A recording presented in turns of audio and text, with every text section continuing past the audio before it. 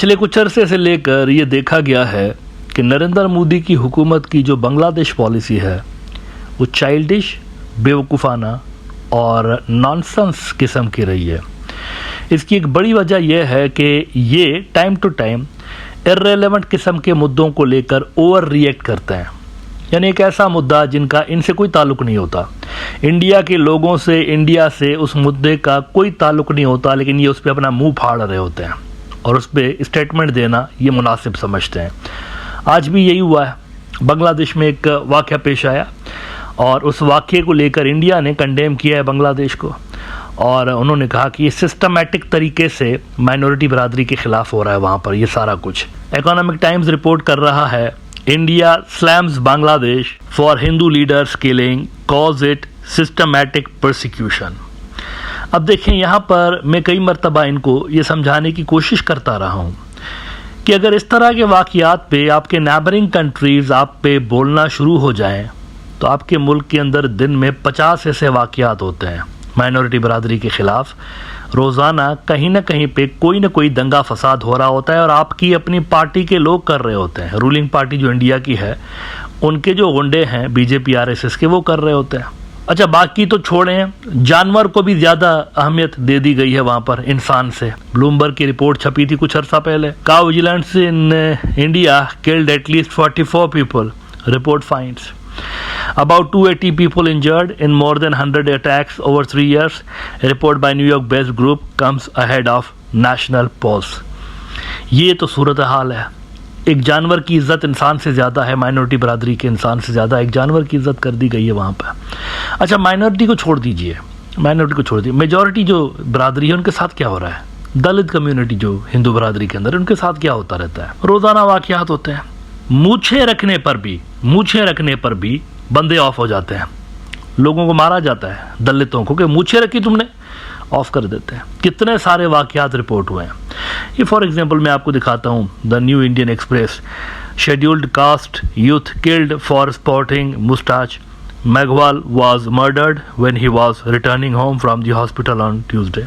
देख रहे हैं आप, सिर्फ मूछें रखना कसूर है वहाँ पर दलित बरादरी का। फिर आप देखें, घोड़े पे अगर बंदा चढ़ाना, घोड़े पे दलित बरादरी का बारात लेकर आ गया या ऐसे ही घोड़े पे चढ़ा, वो भी क्राइम है, उस पे बंदा मार देते हैं। द इंडियन एक्सप्रेस देखिए, for riding horse upper caste man kill Dalit youth in Gujarat. कहाँ तक छुपाएंगे आप?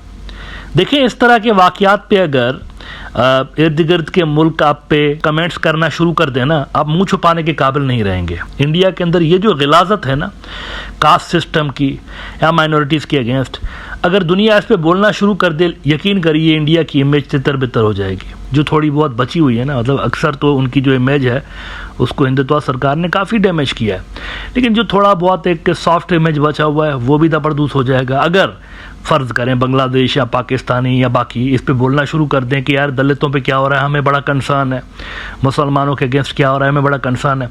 आज का वाक़या देखिए, आज का ये बिल्कुल फ्रेश वाक़या बता रहा हूँ आपको। टाइम्स ऑफ इंडिया कहता है, scheduled caste man stripped, beaten, forced to lick feet in viral video. ये दलितों के साथ हो रहा है, मैं माइनॉरिटी की बात नहीं कर रहा हूँ, ये मेजॉरिटी कम्युनिटी में आते, ये भी हिंदू बरादरी के लोग हैं। ये कास्ट सिस्टम का लेवल आपके मुल्क के अंदर। तो अगर ये मुल्क बोलना शुरू कर देना, आप एक वाक़ये को पकड़ के, जैसे इंडिया ने आज किया है, एक वाक़ये को पकड़कर स्टेटमेंट जारी करवा दिए फॉरेन ऑफिस से कि क्या हो रहा है बांग्लादेश में, ये इस तरह करना शुरू कर देना तो इनको अलग से चैनल खोलना पड़ेगा। फिर वो फॉरेन मिनिस्ट्री जो है बांग्लादेश की या पाकिस्तान की या बाकी के मुल्कों की, उनकी लेवल से बड़ी चीज़ है ये। इतने वाक़यात होते हैं कि इतनी स्टेटमेंट्स रोज़ाना जारी नहीं कर पाएंगे, इनको चैनल खोलना पड़ेगा और उस पर 24 घंटे यही ट्रांसमिशन चलेगी। आज ये हो गया इंडिया में, हमें बड़ा कंसर्न है, आज ये हो गया, आज ये हो गया, तो वहाँ पर यही खबरें चलती रहेंगी। इसीलिए प्रोग्राम के शुरू में मैंने कहा, मोदी की बांग्लादेश पॉलिसी नॉनसेंस, चाइल्डिश और बेवकूफ़ाना किस्म की है। इनका कोई काम ही नहीं था ये स्टेटमेंट जारी करने से, लेकिन क्यों जारी की है? अब असल सवाल पे आते हैं कि क्यों जारी की है। क्योंकि इन्होंने बांग्लादेश को प्रेशराइज किया काफ़ी अरसे तक, stay away from Pakistan and China, लेकिन उन्होंने बात नहीं मानी और पाकिस्तान की फॉरेन सेक्रेटरी जो हैं आमना बलोच साहबा, वो पहुंची यहाँ पे ढाका के अंदर, इस पे मिर्चें लगी हुई हैं। ये क्या हो रहा है? और उसका रिएक्शन गालिबन उन्होंने इस तरह से दिया है कि वो प्रेशराइज करने की बांग्लादेश को कोशिश कर रहे हैं। आज India.com ने भी लिखा है, इंडिया का एक बड़ा न्यूज़ आउटलेट है, Alarms for India as Bangladesh increases cooperation with Pakistan and China. Dhaka plans to replace New Delhi UNIS regime keen. Bangladesh is a major trading partner for India. इसमें वो कहते हैं कि in a major turn of events in Bangladesh last year Sheikh Hasina's government fell following protests in August. Subsequently, Mohammad Yunus was appointed head of the new interim government. This change has had a direct impact on Bangladesh's foreign policy, with India being a prominent name among the affected countries. The way the Mohammad Yunus government has strengthened its ties with China and Pakistan has posed a challenge for India to maintain its influence in the region. सारा game ही यही है असल में। वो dictation नहीं सुन रहे, नहीं सरकार उनकी डिक्टेशन नहीं सुन रही। जो डिक्टेशन शेख हसीना सुन रही होती थी, ऊपर से माई बाप का जो हुक्म आ गया, न्यू दिल्ली का हेडक्वार्टर उनका न्यू दिल्ली था, वहाँ से जो हुक्म आ गया मनोअन मान लेती थी एज इट इज़। लेकिन अब तो ऐसा नहीं है, तो नहीं है तो गुस्सा निकाल रहे हैं असल में। रोज़ाना इस तरह बेवकूफ़ाना स्टेटमेंट्स जारी करके तुम्हारी सेहत पे क्या असर पड़ रहा है? मतलब एक फॉरेन ऑफिस के लोगों से बंदा पूछे कोई इंडिया के अंदर क्या असर पड़ रहा है भाई? बांग्लादेश के अंदर अगर कोई इस तरह का वाकया होता है, तुम्हारे अंदर भी तो होता है रोजाना, तो आप पे क्या असर पड़ रहा है? ये स्टेटमेंट आपके जारी करने का क्या तुक बनता है? कोई है इसमें कोई कनेक्शन है इंडिया का और इनका?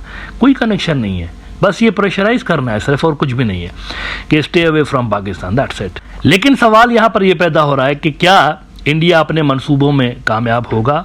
क्या वो दोबारा से पाकिस्तान को और बांग्लादेश को एक दूसरे से अलग करके डिस्टेंस दोनों के दरमियान क्रिएट करने में कामयाब रहेंगे, जैसे वो अपने नौकर, अपनी पपेट शेख हसीना के जरिए करते रहते थे? The answer is no. मैं देख रहा था आज ढाका ट्रिब्यून के अंदर पाकिस्तान की जो फॉरेन सेक्रेटरी हैं आमना बलोच साहबा, बड़ी ज़बरदस्त डिप्लोमेट है, उनका मैं इंटरव्यू देख रहा था। बड़ा ही बैलेंस्ड किस्म का उन्होंने इंटरव्यू दिया है। उसके अंदर उन्होंने, जब उनसे पूछा गया कि 15 साल में ये सब कुछ होता रहा तो क्या वजूहत थी सबकी, 15 साल तक अगर टाइज डाउनग्रेड रहे तो क्या वजूहत थी, उन्होंने नाम नहीं लिया शेख हसीना का, और ना ही उन्होंने इंटरनल मुद्दों पे बात करना मुनासिब समझा। ये होती है डिप्लोमेसी, देखें ये होती है फॉरेन पॉलिसी।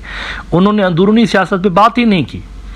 उन्होंने कहा कि हम पास्ट को बात नहीं करना चाहते, हमारी नज़र सिर्फ फ्यूचर पे है, फ्यूचर में we want to strengthen ties. अब ये पाकिस्तान की पॉलिसी आपने देखी, ये देखिए ना, ढाका ट्रिब्यून में उनसे सवाल किया गया कि this round of consultations is being held after a lapse of 15 long years, what kind of impediments held such bilateral engagement back for so long? ये ढाका ट्रिब्यून ने इनसे पूछा, आमना बलोच से, पाकिस्तान की फॉरेन सेक्रेटरी से। अब ज़रा उनका जवाब देखिए। Notwithstanding the challenges of the past, it is important to focus on the future. There is immense potential for cooperation between Pakistan and Bangladesh. We share a rich cultural heritage. There are significant opportunities to strengthen our relations across multiple sectors, ranging from trade and investment to regional cooperation and people-to-people contacts. With a spirit of friendship and the will to address common challenges, there is no limit to what can be achieved. It is true, this round of consultations comes after a significant gap, but what is important is that both sides have shown a clear intent to re-engage. There were a range of factors over the years, political shifts, evolving regional dynamics and changing national priorities that may have contributed to the pause in structured dialogue, but rather than dwell on what held us back, both Pakistan and Bangladesh are now focused on What lies ahead? कोई बात ही नहीं की। हालांकि बच्चा जानता है बांग्लादेश का कि यहाँ पर जो नौकर बैठी हुई थी इंडिया की शेख हसीना, उन्होंने टाइज डाउनग्रेड किए थे इंडिया के हुक्म पे, पाकिस्तान और बांग्लादेश के। लेकिन यहाँ पर इंटरफेयर करना पाकिस्तान ने मुनासिब नहीं समझा, नाम भी नहीं लिया, बात भी नहीं की। तो ये पाकिस्तान की अप्रोच है। अंदरूनी मामलात में वो बात ही नहीं करना चाहते कि बांग्लादेश का अंदर क्या सिस्टम चल रहा है, उनकी पॉलिटिक्स किस तरह की है। ऑन द अदर हैंड जरा आप नरेंद्र मोदी की अप्रोच देखिए। यहाँ पर एक वाकया पेश आता है बांग्लादेशी शहरियों के साथ। बांग्लादेशी शहरी, इंडियन भी नहीं, उधर से मुंह फाड़ के बैठे हुए उनके जो फॉरेन ऑफिस के लोग हैं, और स्टेटमेंट जारी करते हैं कि ये क्या हो रहा है। इस तरह की जो पॉलिसी है ना, माजरत के साथ इंडिया की ये जो पॉलिसी है काउंटर प्रोडक्टिव है। इंडिया मजीद आइसोलेट होगा बांग्लादेश के अंदर। इसको चेंज करने की ज़रूरत है। प्लीज़ इसको चेंज करिए और हिंदुत्व के नज़रिए से बांग्लादेश को देखना बंद कर दीजिए। आप उनके अंदरूनी मामलात में इंटरफेयर करना छोड़ दीजिए, ये आपका काम नहीं है। वो जाने, उनके लोग जाने, उनकी पॉलिटिकल पार्टियां जाने, ये उनका मसला है। आपका मसला ये नहीं होना चाहिए, आपका मसला सिर्फ अपने तक महदूद होना चाहिए।